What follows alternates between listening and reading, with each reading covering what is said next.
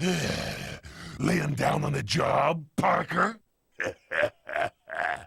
Where's my wife, you symbiote freak? Hey guys, it's me, JohnnyCombs2000, and welcome back to Let's Play Spider-Man 2000 for the Dreamcast. This is part 4. And immediately here we are running after Venom, who is running away like a little punk that he is. And we are wearing the SpiderMan Unlimited costume, which I will show off properly in this part. As you guys remember before, I mentioned how the SpiderMan Unlimited costume can actually go invisible. As you guys see there, I'm invisible. And I have to say one little thing. In the last part, the last couple minutes, we saw a little video of, oh my god, I almost fell. A little video of us, or I guess not us, but Spider-Man and Venom falling down that huge manhole. Two things about that. Who has, like, how huge is the sewers in New York to be that tall, or, for them to fall that much? And second of all, the video quality of that video is, or that specific cutscene is so wonky. Like, I don't know. I think it's just for the Dreamcast version because I don't remember it being so wonky. Either way, it's an awesome cutscene nonetheless. So anyway, here we are now in the sewers, and we're gonna be here for a while. Unfortunately, this isn't particularly one of my favorite sections of the game, but we are introduced to these new enemies here, which are the lizards. And before you ask, no, we are not, unfortunately, we are not facing the lizard that comes in Spider-Man 2 Enter Electro, but we are facing his lizards for whatever reason. Actually, we will find out the proper reason later on. And as you guys can see there, they can't see me because we are invisible. And unfortunately, I found out that you cannot progress through this door until you defeat all the lizards. Which, by the way, one of the things here is, for whatever reason, in the caves, in the sewers, for some strange reason, the noise is multiplied. Like, it's not compressed properly. So that's why everything is like so freaking loud. Open this door! Who is it? I love that little section there. Venom is so funny in this game. I love the relationship that Spider-Man and Venom have in this game. So anyway, now we are in technically a new level, even though we were just here. But it does give me a chance to change my outfit into Captain Universe, which is probably one of my favorite costumes here, just because it's pretty much walking God mode. And one thing I will say about this is, it is in some ways a little cheap, that I'm playing as Captain Universe, because he is, like I said, walking God mode. He can't get hurt, does double the damage, infinite health, infinite webbing. But at the same time, I'm not using him all the time. In fact, I'm making an effort that if I'm going to be using this costume, I'm not going to be abusing it as much. I'm still going to be fighting all the enemies and things like that as I would normally if I didn't have the costume on. So, yeah. So anyway, here we are introduced to L targeting. I mean, you could technically do this all the time.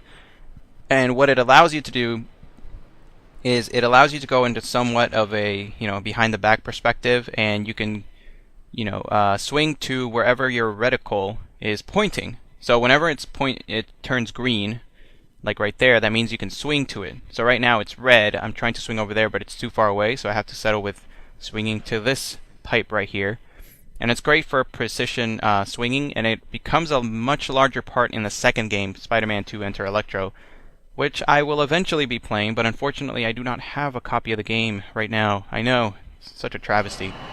I actually ended up giving it away to a friend of mine, and yeah, I don't have it right now, so it may be a while before I get to play that game, unfortunately. So, but that game is pretty good. A lot of people don't consider it as good as this one, though. I'm sort of indifferent. I like both of them equally. They both have their positives and negatives.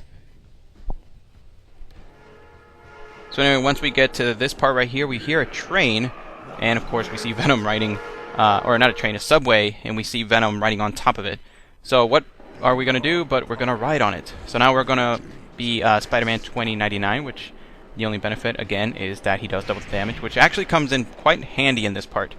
Now this section right here, aside from being extremely dark, I'll probably end up making it a little brighter before I post this on YouTube, do a little post editing. make it a little brighter so you guys can see what's actually going on. Now, the premise of this part of the level is, or part of the stage, part of the sewers, is that you're riding on top of a subway train with an infinite amount of lizardmen coming down and trying to attack you. Now, you see at the bottom there is a bar with a little trolley, little subway train on it. And what you're supposed to do, it's basically an endurance round, a survival round. And you're supposed to last all the way until the little subway at the bottom of the screen gets to the end. And it actually can be a little bit annoying because aside from the fact that you have an infinite amount of lizard men coming, to attack you and stuff like that, you also, they're constantly surrounding you, so you can actually get killed pretty easily. And these guys do dish out quite a bit of damage. And the other hazard that you have to pay attention to constantly is that you can fall off the subway.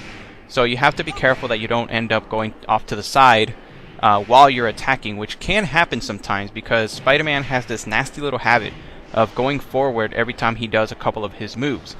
And of course, if you just move around trying to get all these lizardmen, and you lose, you lose your place or whatever.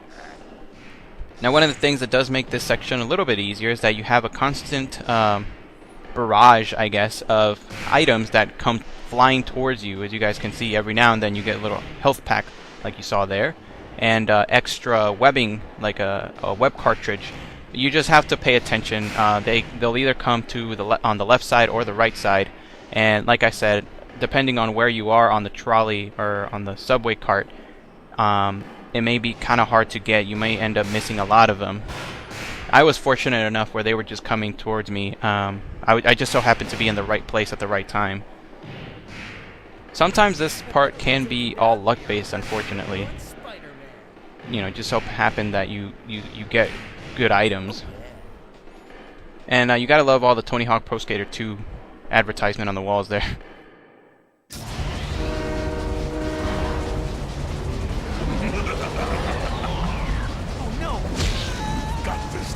Falling for us, Parker. For some reason, I love that line. I love the delivery of it. You gotta stop falling for us, Parker. I love Venom's voice here. Where am I? But anyway, here we are back to being regular old Spidey. And fun fact, I actually died in this section. So, yes, despite the fact that I am going through all the different costumes, yes, I do die in this game quite a few times actually. So it's not like I'm completely cheesing through the game. So anyway, now we are in a deeper section of the sewers. Actually, I don't think we're in the sewers anymore per se, but we're actually in what is sort of like half sewer, half like power plant, I think. And this section is actually pretty monotonous. It's in this part of the stage that I really start, losing interest in the game. Like, this is where, like, I can't play this game in one sitting, unfortunately, because this part just gets a little bit monotonous. This is a long section, folks. Like, we're gonna be here until the end of the video, unfortunately. The basic premise is that you have to go around all these hallways, which are infested with these lizard men, and you have to fight them. And by the way, I don't know if I mentioned this before, but they do have a long-range attack, as you saw there. They can attack you with melee attacks, which dish out a lot of damage, or if you're far away, they can actually attack you by spitting at you, which can get really annoying in some parts. But as I mentioned before, or as I was about to mention, the whole premise of this is it's sort of like a maze, in a way. As you guys see there, there's a little, closed-in section, fenced-in section. Those are pretty much everywhere in this level. What you have to do is that you have to go through all these little shafts or hallways here, and you have to find all these switches. Like, there's a switch right there.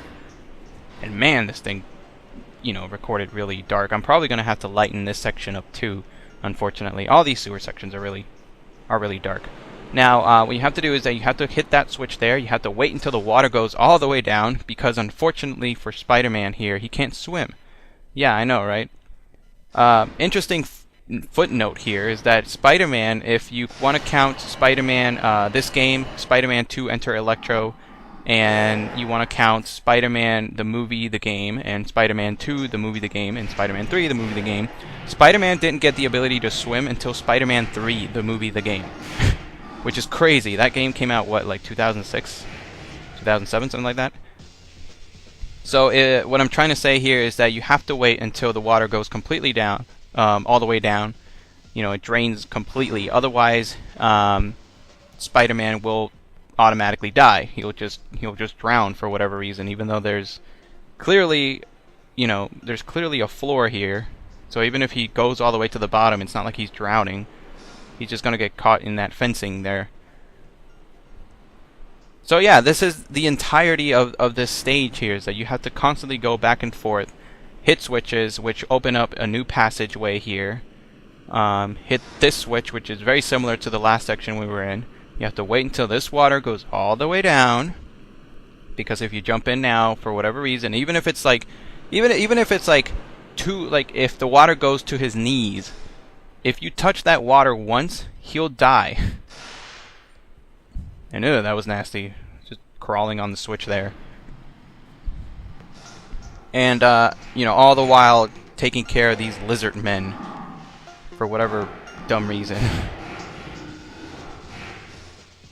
The reason why we're facing the lizard men, I guess, will be explained in the next part, which at the time that I am recording this, I actually haven't recorded that, so we may or may not actually run into the lizard, which he's not a major character. He actually has a cameo, but I have a hard time remembering where he's at because of the nature of the stage that he appears in, so we may or may not run into him. We'll see. If I don't run into him during my recording of that section, which, like I said, at the time that I'm recording this commentary, I haven't recorded that part, but I'll splice it in somehow. Anyway, guys, that's it for part. Actually, no, it's not. Whoops, not yet. God, all these sections just look alike, so you'll have to excuse me. But I'm already at full health. okay, now I think we're good to go. That's it, guys, for part 4 of Let's Play Spider-Man 2000 for the Sega Dreamcast. I will see you guys in part 5. Alright, see you later. As always, if you like this video, be sure to hit that like button and subscribe to my channel if you want to get more stuff from me. In the meantime, if you like my videos, be sure to find me on Twitter, Tumblr, Raptr, and Screwattack.com to see the other gaming-related content that I upload. Info is in the description. Who knows? Maybe you'll like my stuff. Maybe. Maybe.